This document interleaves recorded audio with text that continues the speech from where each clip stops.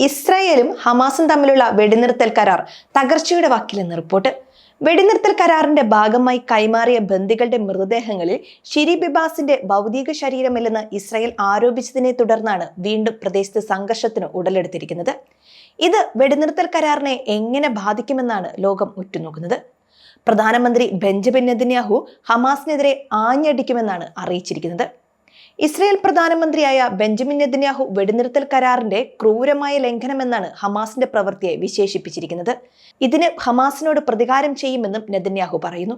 15 മാസത്തിലേറെ നീണ്ടുനിന്ന യുദ്ധത്തിന് വെടിനിർത്തൽ കരാറിലൂടെയാണ് താൽക്കാലിക വിരാമമായത്.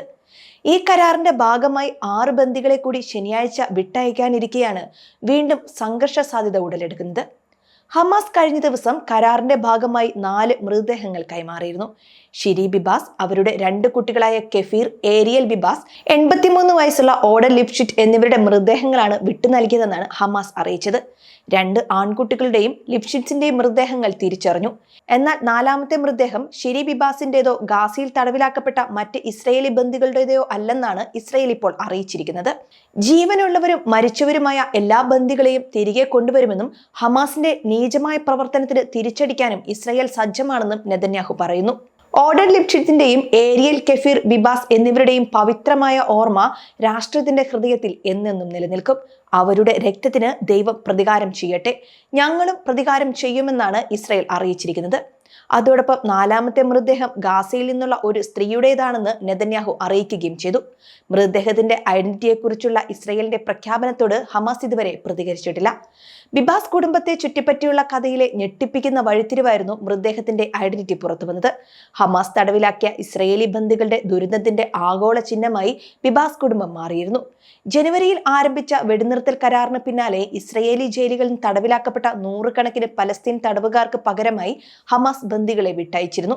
എന്നാൽ കഴിഞ്ഞ ദിവസമാണ് മരിച്ച ബന്ദികളുടെ മൃതദേഹങ്ങൾ ഹമാസ് തിരികെ നൽകിയത്. ലിപ്ഷിറ്റ്സിനെയും ഷിരി ബിബാസിനെയും അവരുടെ മക്കളെയും ഇസ്രായേലി വ്യോമാക്രമണത്തിലാണ് കൊല്ലപ്പെട്ടെന്ന് ഹമാസ് അവകാശപ്പെട്ടിരുന്നു. എന്നാൽ 2 ആൺകുട്ടികളെയും ലിപ്ഷിറ്റ്സിനെയും തടവുകാർ കൊലപ്പെടുത്തിയതാണെന്ന് പരിശോധനയിൽ കണ്ടെത്തിയതായി ഇസ്രായേൽ വാദിക്കുന്നുണ്ട്. മാർച്ച് ആദ്യം അവസാനിക്കുന്ന വെടിനിർത്തൽ കരാർ നീട്ടുമോ എന്ന കാര്യത്തിലും ഇതുവരെ വ്യക്തതയില്ല. കഴിഞ്ഞ ദിവസം മധ്യ ഇസ്രായേലിൽ പാർക്ക് ചെയ്തിരുന്ന 3 ബസ്സുകളിൽ രാത്രിയിൽ സ്ഫോടനങ്ങൾ ഉണ്ടാവുകയും ചെയ്തു. സംഭവത്തിൽ ആർക്കും പരിക്ക് പറ്റിയിട്ടില്ല. എന്നാൽ ആരും ഇതിന്റെ ഉത്തരവാദിത്തം ഏറ്റെടുത്തിട്ടുമില്ല. ഇതും വെടിനിർത്തൽ കരാറിന്റെ ലംഘനമാണ്.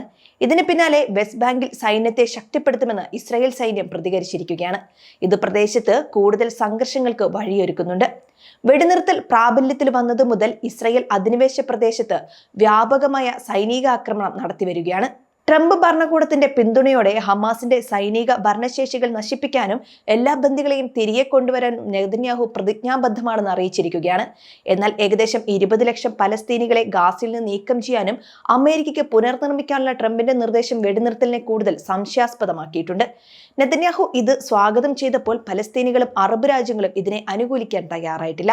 യുദ്ധം പുനരാരംഭിക്കുമെന്ന് ഹമാസ് വിശ്വസിച്ചാൽ കൂടുതൽ ബന്ദികളെ മോചിപ്പിക്കാൻ അവർ മടിക്കാനുള്ള സാധ്യതയും തള്ളിക്കളയാൻ സാധിക്കില്ല. ഇസ്രായേലി സൈനിക ആക്രമണത്തിൽ 48,000-ലധികം പലസ്തീനികൾ കൊല്ലപ്പെട്ടതായി ഗാസയുടെ ആരോഗ്യ മന്ത്രാലയം പറയുന്നു. കൊല്ലപ്പെട്ടവരിൽ ഭൂരിഭാഗം സ്ത്രീകളും കുട്ടികളുമാണ്. ആക്രമണം ഗാസയെ നശിപ്പിക്കുകയും തരിശുഭൂമിയാക്കി മാറ്റുകയും ചെയ്തു. യുദ്ധത്തിന്റെ പരിണിത ഫലമായി ഗാസയിലെ ജനസംഖ്യയുടെ 90% ആളുകളും പലായനം ചെയ്തുവെന്ന റിപ്പോർട്ടുകളും മനുഷ്യ മനസാക്ഷിയെ ഞെട്ടിക്കുന്നതാണ്.